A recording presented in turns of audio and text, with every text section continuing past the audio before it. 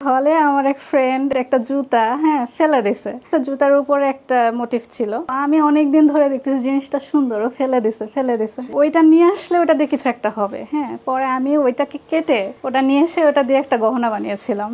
হলে যখন আমি ওইটা আমার বেডের উপর রেখেছি কাজ করার সময়, আমার আরেক ফ্রেন্ড এসে ওইটার দিকেই চোখ পড়ছে। পরে ও বলছে কি সুন্দর এটা, হাতে নিচ্ছে। তো আমি বললাম এটা কি দিয়ে বানানো জানিস? এটা এই জিনিস দিয়ে বানানো। এই জিনিসগুলো আমার খুব ভালো লাগতো। বাসা থেকে এমন অনেক আছে যে ম্যাটেরিয়ালটা ফেলে দিয়েছে, কিন্তু আমি ওই জিনিসটাকে কুড়িয়ে নিয়ে আসছি, কুড়িয়ে নিয়ে এসে সেটা দিয়ে কিছু একটা বানিয়েছি। আমার টেবিলেও এটা সেটা অনেক কিছু থাকতো, একসময় ফেলতে পারতাম না কোনো কিছু, মানে ওয়েস্ট জমাতে জমাতে এত খারাপ অবস্থা হয়ে গেছিল। ওয়েস্ট ম্যাটেরিয়াল কিছু একটা সুন্দর জিনিসের রূপ নেয়, এটার যে একটা আনন্দ, এই আনন্দটাই আসলে আমাকে অনেক কাজের অনুপ্রেরণা দিত। একবার ঈদে আমি বাহিরে জামা বানাতে দেই, তো ওই মেকিংটা আমার পছন্দ হয় নাই। ওর পর থেকে আমি আর কখনো বাহিরে জামা বানাতে দেই নাই। তখন মনে হচ্ছে যে আমার মন মতো হচ্ছে না। হয়তো তখন আমি তো ইম্যাচিউর ছিলাম, কাজ করতে পারতাম না, হয়তো বানাতে পারতাম না। তো আমার মনে হয়নি যে আমি অনেক বেটার পারবো, বাট মনে হচ্ছে যে আমি যাই বানাই আমার মনের মতো হবে, এটা উনি বানাতে পারে নাই। তো আমি প্রথম যখন বানাই সেটা ঠিক হয় নাই, মানে অনেক জায়গাতে ফিটিং হয় নাই, অনেক জায়গাতে প্রবলেম ছিল, বাট ওটা পরে আমি অনেক হ্যাপি ছিলাম।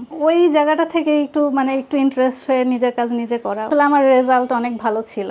আমার ফ্যামিলি থেকে সবসময় চাইতো যে আমি 8-10টা মানুষের মতো ওই লাইনগুলোকে বেছে নিই, ডাক্তার বা ইঞ্জিনিয়ার বা সরকারি জব, বিসিএস। কিন্তু আমার হচ্ছে ওইদিকে মন টানতো না। বিশেষ করে আরো 9টা-5টা জব, এটা বেসরকারি জব বা সরকারি জব যাই হোক, এই জিনিসগুলো আমাকে টানতো না। আমার ভালো লাগে হচ্ছে নিজের মতো চিন্তা, নিজেকে নিজে এক্সপ্লোর করা, ডিফারেন্ট কিছু করা। আসলে আমি অনেকটা চুপিসারেই দেখা যায় যে চারুকলার ফর্ম তুলি এবং ফিল আপ করে সেটা করি, ড্রপ করি।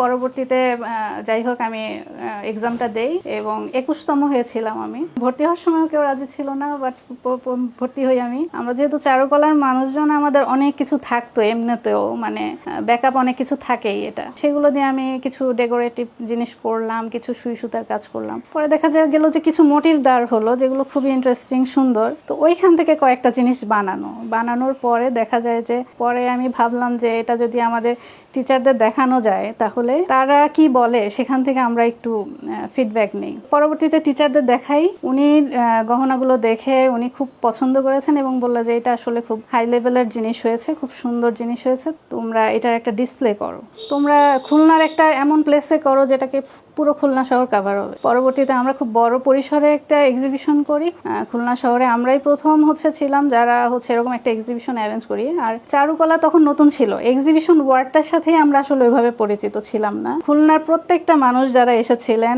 এত বেশি এক্সাইটেড ছিল। পরবর্তীতে ওই পয়েন্টে দাঁড়িয়ে আমি ভাবছি এটা আসলে ব্র্যান্ড দাঁড় করাতে হবে। অনেকে কান্নাকাটি করেছে যে আমাকে এই প্রোডাক্টটা আরেকটা বানায় দিতে হবে। কিন্তু আমি তো আসলে তখন বাল্ক চিন্তা করে, প্রোডাকশন চিন্তা করে প্রোডাক্ট বানাই নাই। তখন যেটা মন চেয়েছে সেভাবে বানিয়েছি, ওয়েস্ট ম্যাটেরিয়াল দিয়ে বানিয়েছি, যেটা সেকেন্ড পিস করা সম্ভব না। অনেক কাস্টমার দেখা যায় যে একেবারেই মানে কান্নাকাটির মতো অবস্থা যে আমাকে এটা দিতেই হবে, কিন্তু ওইটা তখন ওই মুহূর্তে ওইটার সেকেন্ড পিস করা সম্ভব ছিল না, কারণ আমি অনেক ওয়েস্ট ম্যাটেরিয়াল দিয়ে কাজ করেছি, অনেক জায়গা থেকে কালেক্টেড প্রোডাক্ট নিয়ে কাজ করেছি। তো সেইটা আসলে ওই সেকেন্ড পিস আমরা কখনো চিন্তাই করি নাই, যে আমরা জাস্ট চিন্তা করেছি এটা একটা এক্সিবিশনের জন্য আমরা কিছু ক্রিয়েটিভ কাজ করেছি, মানুষজন দেখবে, সেই সুবাদে ওটা ডিসপ্লে করা। বাট তো কাস্টমাররা প্রচুর রিকোয়েস্ট করে গেছে যে এটা আমাদের দিবেন করে, কিন্তু আসলে দেওয়ার হয় নাই। তখন এইরকম একটা ফিডব্যাক তখনও চিন্তা করি নাই যে এটা এতটা অ্যাপ্রিসিয়েট করবে। আমার এটাকে একটা ব্র্যান্ড হিসেবে যে আমার নিজের চিন্তা চেতনা দিয়ে দেখা, সেদিন আসলে ওই স্বপ্নটা ভিতরে তারা দিয়ে গেছেন। তাদের চোখে মুখে আমি সেই ভরসার জায়গাটা দেখে গেছি যে না, তারা আমাদের সাপোর্ট দিবেন।